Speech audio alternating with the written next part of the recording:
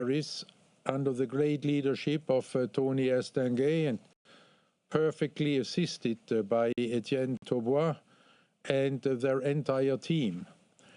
They added their creativity, their sense of innovation, their vision of French history and culture, and their great engagement with the French people. They prepare the ground for this wonderful excitement we all experienced this summer and for which you cannot plan. But in this way, our vision of Olympic agenda became a reality. These Olympic Games, Paris 2024, met the expectations of the world. These were truly Olympic Games of a new era. People were longing for something that gives them hope. They were longing for something that gives them joy, that makes them proud, something they can believe in, and something that brings us all together. And these were the Olympic Games Paris 2024. I can only say merci beaucoup Paris 2024 et chapeau. President, thank you very much, and we'll go to you in a moment for questions and answers. But let's have a deeper dive now into that report, the Audience and Insights report from Grégoire. Grégoire, over to you. Thank you very much, and good afternoon, good morning. So today I will be sharing a few more insights about the Paris 2024 Olympic Games. So based on the data I'm about to share, we can confidently state that Paris 2024 are the most followed Olympic Games ever. Looking at all channels combined, 84% of the potential audience follow the Paris Olympic Games. So what does it mean? It means that if we exclude people who do not have access to TV, internet, or radio, for example, and if we exclude very young kids, the potential audience we can reach is around 6 billion people. So 84% of that means that we have about 5 billion people who have followed the Olympic Games Paris 2024.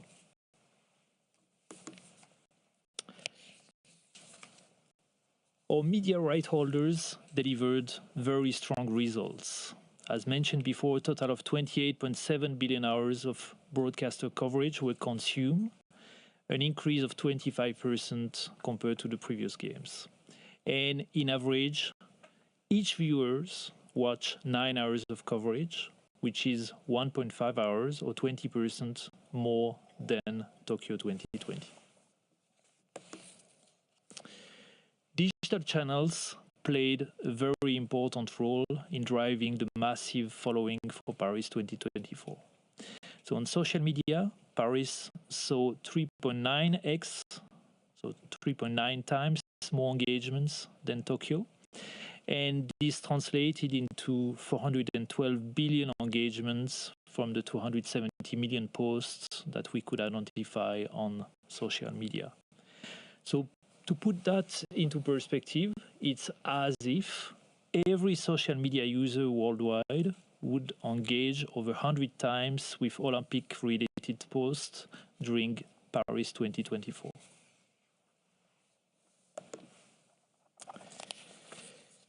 The benefits of digital are also clearly visible for the Olympic movement. So during Paris, athletes, federations, NOCs, OCOGs, they gain an additional 85 million social media followers on the major international platforms. And this will provide them with greater opportunities to engage the growing audience in the future. Paris 2024 also boosted interest in Olympic sports. And what we can see on this slide is the internet searches over time. Here we are focusing on a few Olympic sports: athletics, gymnastics, swimming, and skateboarding. But the trend is very consistent across most of the Olympic sports. And the data shows that the Olympic Games bring more interest for those sports than any other events, including the World Championships. And the peak of interest for Paris is even more pronounced.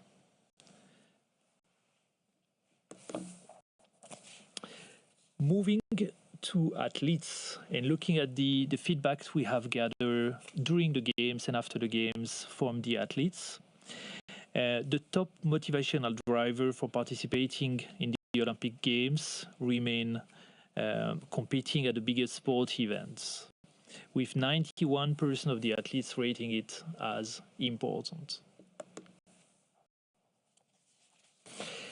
And 95% of the athletes surveyed during Paris rated the overall experience very positively. Many of those athletes also shared the positive experience on social media with athletes such as Sky Brown, Simone Biles, LeBron James, or Novak Djokovic, among the ones celebrating their experience and the importance of the event in their career. And finally, survey with the general public across 15 territories showed that nearly 8 in 10 people, so 78%, agree that the Olympic Games are even more important in a divided world. And 3/4 of the respondents, 75%, also believe that the IOC is succeeding in bringing the worlds together in a peaceful competition. A similar number, 73%, believe that the IOC is successful in building a better world for sports. So this concludes the presentation. Thank you. Thank you very much, Gregoire. And I should just say that this full report will be available online after this press conference. And they really are some truly impressive figures there, I have to say. OK, let's go now to your questions to the whole panel. And I have, first up, I have from Sport Intern, I have Ashish Sharma. Ashish, please put your question.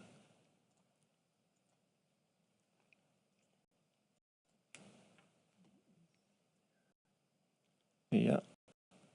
Hi, hello. Can you? We can hear you. Please go ahead. We can't see you yet, but we can hear you. So please go ahead. Oh, sorry about that. I'll just. It's a pretty face. I'm sure you really want to see it. Mr. President, it was interesting that you've recently had a tour of Africa and visited several countries there. We heard yesterday from the IOC that the Olympic refugee team will be taking part in the Dhaka Youth Olympic Games. How important is it, do you feel, in the mandate for the International Olympic Committee that there is an Olympic Games that is held on the African continent, and how soon do you envisage that to be? Thank you very much. You know, the first of all, with the Youth Olympic Games, we allocated this Youth Olympic Games to Africa at the time because we wanted to acknowledge the great contribution African athletes are making to the success of the Olympic Games and worldwide sport. And at that time, we did not have a candidate for the Olympic Games from Africa for very different reasons. We saw now during this journey through Africa, but not only since then or during this trip, already before we saw growing interest again from Africa to organize Olympic Games. We had there the declared interest of Egypt, for instance. We had some other questions more from different countries. And there the signal was that under the conditions of Olympic agenda, they would now feel in a position to organize Olympic Games on the African continent, the only continent where Olympic Games have not yet taken place.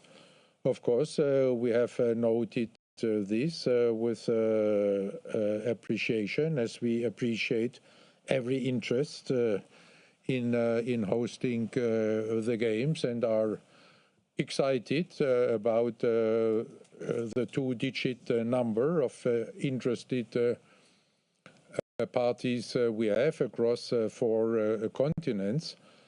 And now it is in the hands of our members' election commission to discuss there with all of them, and then to find the best the possible host for the next available games, 2036, or maybe even beyond 36. Thank you very much. Thank you very much. Okay, let's go now to Carlos Grohmann from Reuters.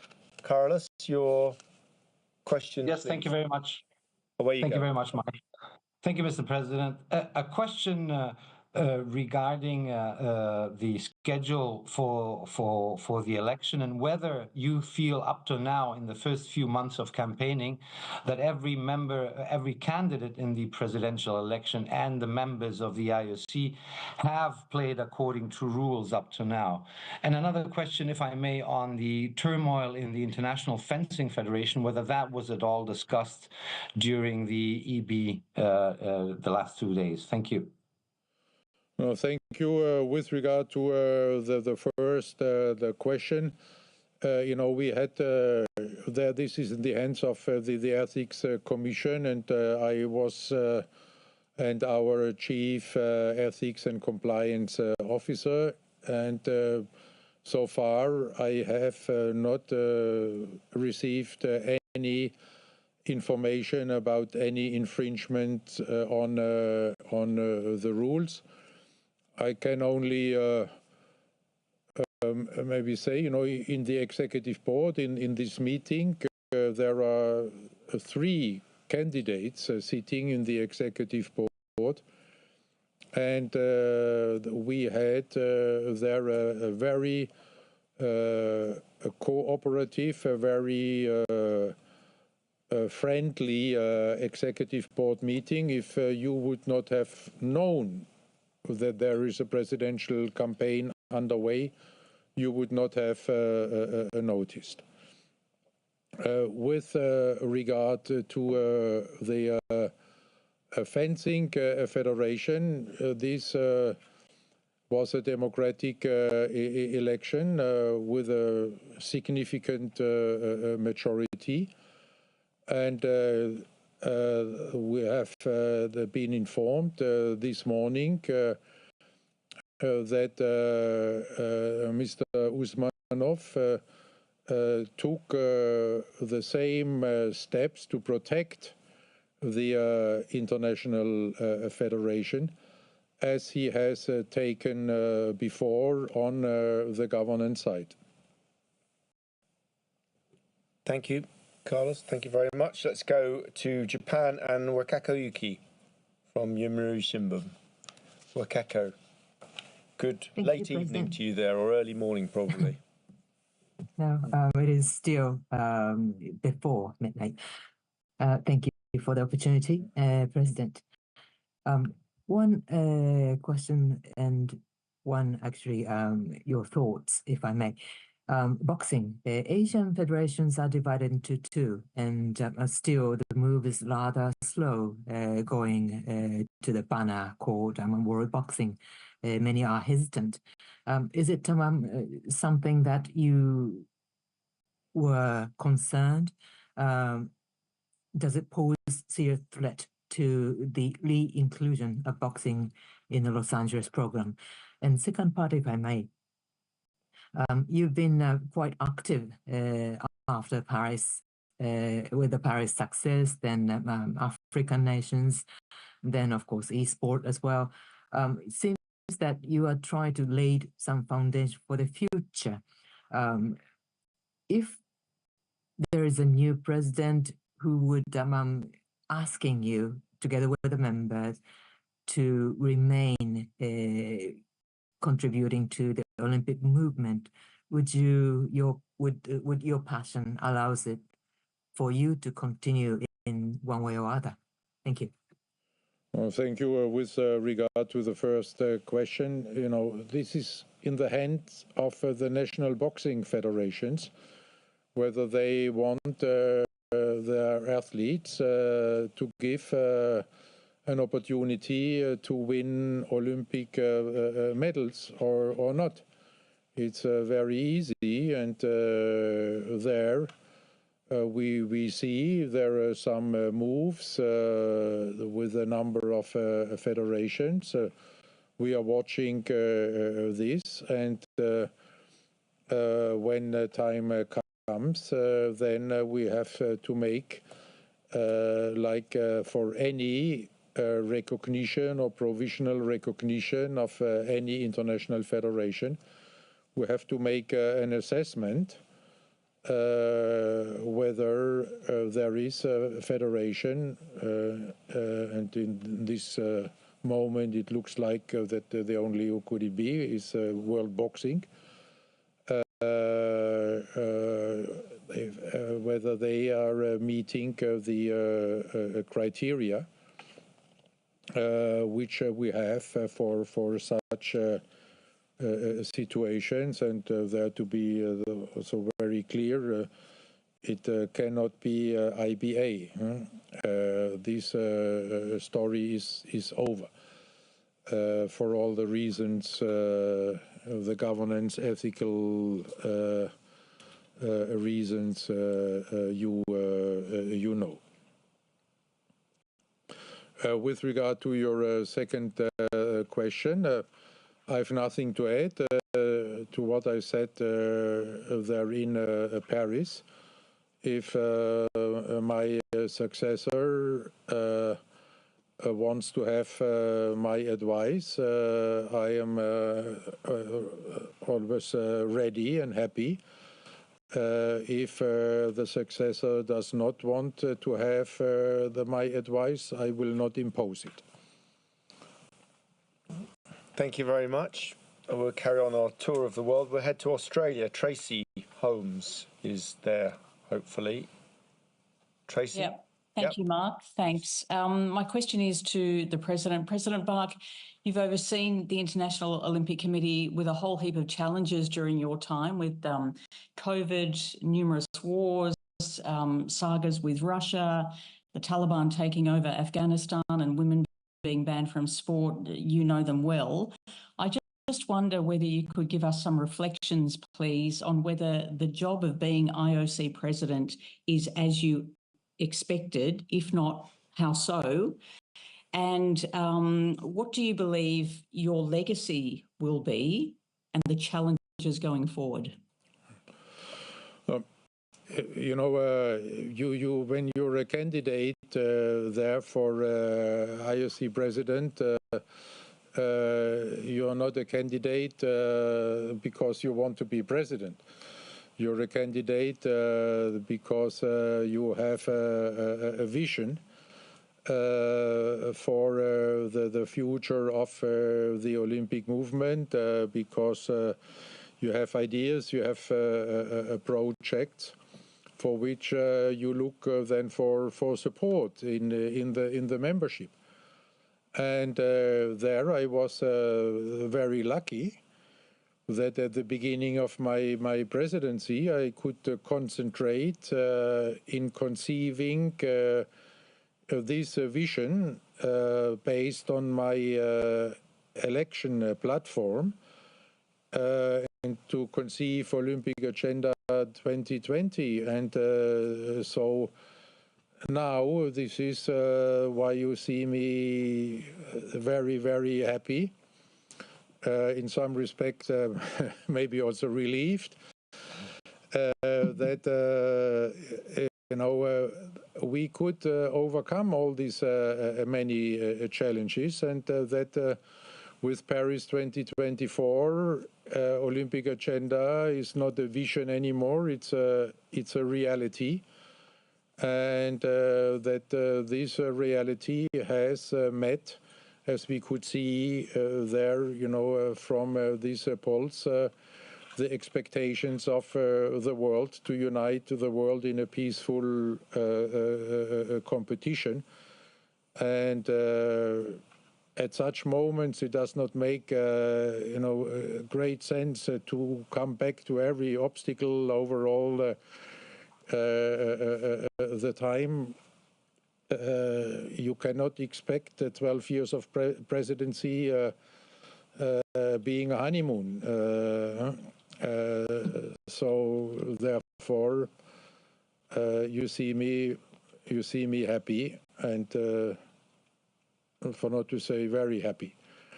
With regard to the legacy, again, I still have 6 months. Let's wait and see. And there, I think you're right in your assumption that I want to lay the ground for my successor with regard to the opportunities and the challenges I envision for the future of this wonderful Olympic movement. And there, I think we have laid this ground in 2 ways, with the creation of the Olympic Esports Games, which brings us even closer to a Gen Z as that we have become in the meantime, and which also opens us up new audiences and new points of view, new ways of communication and interacting.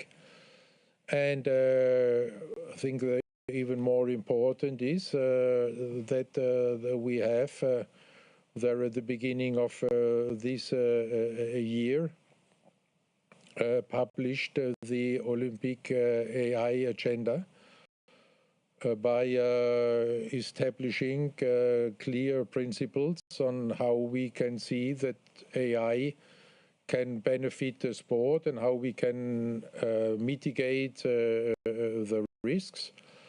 And that means that on the one hand, this AI, anything we are undertaking in AI must be human-centered, must respect human dignity, must be athlete-centered, like the entire Olympic agenda. And secondly, we must make sure that with the benefits of AI, we are not giving even more privileges to the already privileged countries and athletes, but that we are using AI really as a tool for solidarity and to democratize international sport by making the benefits available to everybody in the world, to try to a better level the playing ground for all athletes across the globe. So this is what I try to do, to lay the ground, and then it will be up to my successor to make it happen if they want. Thank you. Thank you, Tracy. Let's go to Xinhua, Jiye in Xinhua. Hello, can you hear me? Yes, we can hear you. Please go ahead. We can see you too now, so that's even better. Off you go. Thank you so much. Good evening from Beijing. Question from Xinhua. Mr. President, so today the Olympic Esports Games is on the agenda for today's meeting. I'm wondering, are there any new decisions being made regarding with these games? And how about the preparations going on in Saudi Arabia? And will it be on time next year? And when will the program be decided? Thank you. You're too speedy for us. You know, there were no decisions yet today. You know, we had, as we announced from the very beginning, to establish a totally new organizational model for these Olympic Esports Games, which is different and separate from the organization model of the Olympic Games. If I should bring this in a nutshell, that is, in the Olympic Games, we have, you know, an organizing committee, and we have a IOC coordination commission. For the esports games, we have created a new model by having a joint committee of the IOC and our organizing partners at the Saudi Olympic Committee. And this joint committee is chaired by Mr. Siam-Yang Eng and co-chaired by the president of the Saudi National Olympic Committee, Prince Abdulaziz Al Saud. And this joint committee, 6 persons, 3 each, they had their first meeting just in November, and there they have agreed on a roadmap now how to approach the composition of the program, how to approach the stakeholders in e-sport, be it on the one side international federations and of sports federations, or be it national Olympic committees, or be it publishers or other stakeholders. And there was, you know, a great unity in all these the efforts. And so we have today received an interim report and are looking forward to more progress than in the next couple of months. Thank you very much. We're going to go to the States, to Salt Lake City now, to Lisa Roche from Deseret News. Good to see you again after seeing you on your home turf a few weeks ago. Are you there? I am. Lisa? Thank you. Please go ahead. And same, Mark and President Bach. It's good to see you as well. I'm wondering if there was any discussion about the 2034 Winter Games during the EB meetings this week, and also what, if any, concern there might be about there not being an OCOG formed yet. I know the host contract requires that by Christmas Eve, December 24th.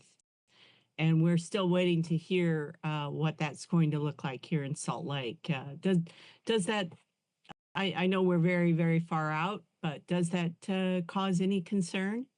And again, was there any discussion about 2034? Thank you so much. To the first question, no. To the second question, no.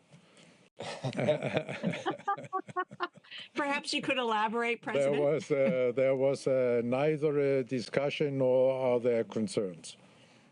And why not concern?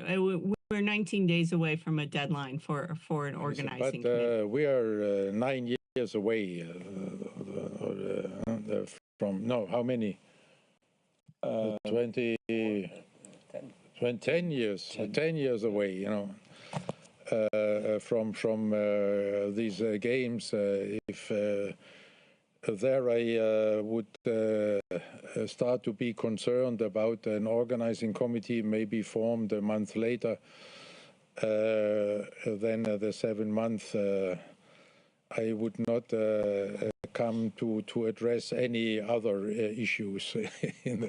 There would be so many. No concern. And okay. Thank you. Glad to see the brains trust here couldn't work out 10 years together, but we got there in the end. Let's go to back. We may need AI assistance yes. also. Let's go back to Graham Dunbar from Associated Press, AP. Graham, your question, please. Hello, good afternoon, Mark. Thank you. You hear me okay? Yep. Yeah, please go ahead. Yeah, excellent. Thank you. First of all, just to say, if we're into legacy talk already, can we say that your President Bach, your willingness to have as many press conferences as you do is very, very much appreciated and increasingly rare in sports governance. And I hope this continues with your successor and maybe other parts of the sports governance world in the future. So thank you. I was already afraid you say also after my term for me, you know. There. First, just looking, you've just come off a summer games where you were able to have consistent and consistently warm relations with the Elysee and President Macron, who, you know, the timing of the bid process for Paris, you got to meet and deal with very, very early on in his term. The next 3.5 years to Los Angeles could be more interesting and challenging. Do you think that the IOC needs to start working with the White House very soon? Would you want to? I mean, do you have time in your schedule the next 6 months to go to the White House again? Or do you think this is a process that is best started by your predecessor and just maybe needs to be picked up on beginning in July rather than before? I think it's in the best hands of USOPC and the organizing committee. Whenever they would deem it appropriate, of course, the IOC will be at their side. But we are very confident there with regard to the steps and efforts being undertaken by the organizing committee and by USOPC, taking early contact with the incoming team. And we saw also that President-elect Trump repeatedly declared his support for the games, which we never had any doubt, because he has declared this support from the very beginning. So at this time we are there very confident and relaxed. Okay. Thank you very much. Let's go to Takafumi Yoshida from Kyodo. I think you're in Geneva, Yoshida. Yeah, yeah, we can hear you. Please go ahead. Okay. I want to ask the President about the 2036 Summer Olympics bid timeline. Are you expect for moving to target dialogue during your term or more future? I would like to know number of cities interested too.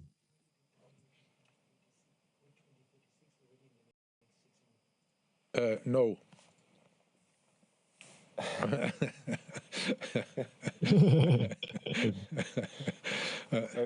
No, you know, there in 6 months my successor will come in, and here is also a valid for what I said with regard to AI and the Olympic AI agenda and the Olympic Esports Games. We have tried to lay the ground by attracting interested parties there through the reforms of Olympic Agenda 2020, and we are very happy to see the result. But now, then, you know, my successor and the incoming new leadership team must have the opportunity to unfold their perspectives and to devise their profiles for the next host. And I don't think that it will not happen within the next 6 months. And if for once I'm answering to a speculative question, but please don't take it as a precedent, then I would also say we will at least not see a targeted dialogue during the entire next year. For after, I would not guarantee for anything. Thank you very much, Yoshida. Let's go to Paris now. Who knows, we might even get a question on the amazing research we had at the beginning. So let's go to Rachel Preti from L'Equipe. Rachel, à vous. Bonjour Marc. Hello, Mark. Hello, President. I hope you're all doing well. Yes, I'm doing well. What about you? I'm doing really well. Thank you very much. I asked the question to Christophe on Tuesday. The government had not been toppled down. I would like to ask you the question again. Are you worried about the French Alps 2030 and the guarantee that is part of the financing law, which doesn't exist anymore? And is your favorite candidate for the OCOG the member of the IOC, Martin Fourcade?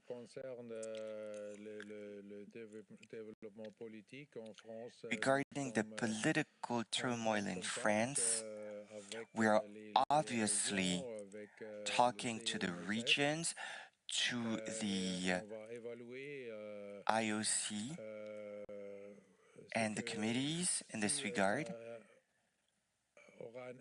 and we're going to assess whether or not this is going to have an impact on the organizing of the games. But for the time being, we are not worried because of the fact that we have seen the support demonstrated by a very large majority in France to the 2030 Games. We've also seen the figures that have been published just a few days ago by the Bank of France that clearly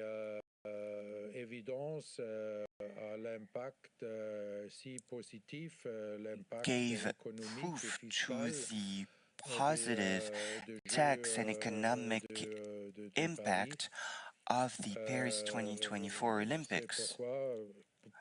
And that is why, as far as we're concerned,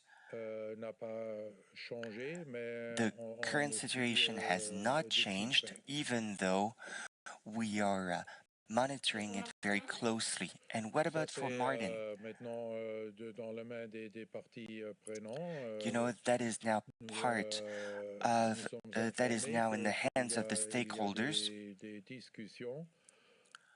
We know that there are some ongoing discussions, and we're patiently awaiting the result of the discussions. Thank you. Rachel. Okay, I think we're going to take our last question now, and it is an old friend moved to a new home. It's Rachel Axon from Sports Business Journal. Rachel, if you're there, please ask away. Yes, hi. Thank you for taking the call, and I'll stick with the legacy theme if you'll allow for a little bit, President Bach. I was hoping to get your opinion on the revenue program you've seen through TOP, the growth that you've witnessed and been part of during your time there, and how you feel you're leaving that. 3 partners have left this year, 2 still yet to be announced.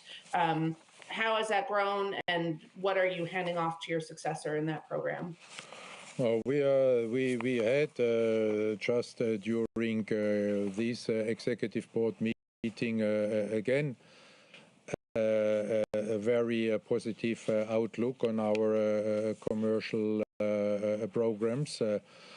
There where we could realize, that the growth in these 12 years was extremely significant. I just asked Mark to give me the right figures.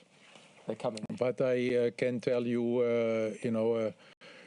the final result is that it looks like that for the Olympiad, which is now coming to an end at 24, that we have received revenues in the amount of $7.6 billion. And for the next Olympiad, to 25 to 28, we have already secured $7.3 billion. And with a number of the media rights still to be allocated, with the pipeline we have in the interest for the top program, with the interest we see in our AI activities, there the chair of the Finance Commission has expressed that we can not only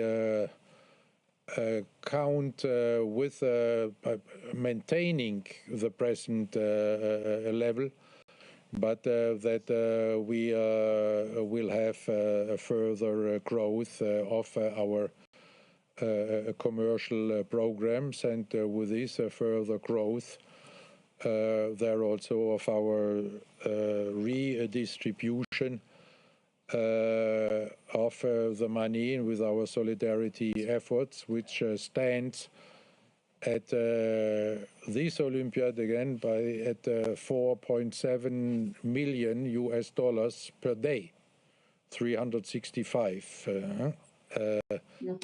And this very positive outlook, also allowed us already to increase the